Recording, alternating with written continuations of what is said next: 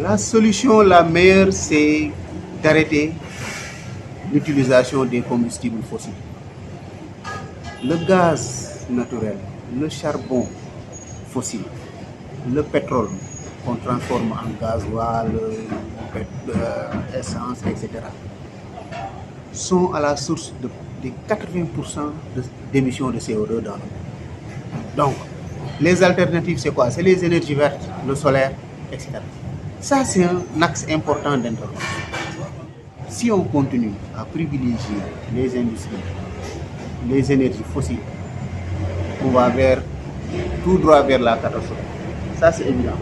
Maintenant, on ne peut pas immédiatement renoncer aux industries, aux énergies fossiles. Donc, il y a tout un processus de transition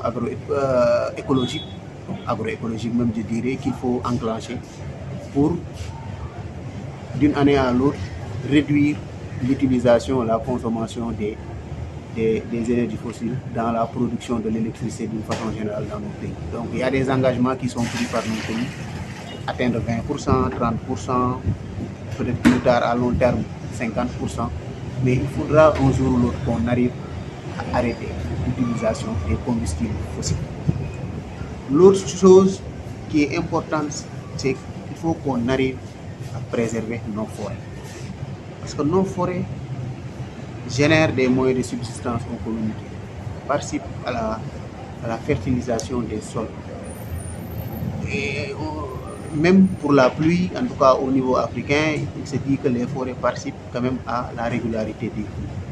Mais ce qui est scientifiquement démontré aussi, c'est que les forêts absorbent le gaz carbonique émis par les industries. Donc, son rôle de photosynthèse. Donc, si ces forêts-là sont détruites et qu'on continue à émettre plus de CO2 dans l'atmosphère, la mer, à un moment donné, pourrait être saturée. Et les forêts qui existent pourraient être saturées. Donc, ce sont ces deux éléments-là, très souvent, qui absorbent le CO2 émis dans l'atmosphère. Donc, il est impératif de préserver nos forêts et de créer même de nouvelles forêts. Ça, c'est fondamental pour augmenter la capacité d'absorption de CO2 émis par les industries, par exemple.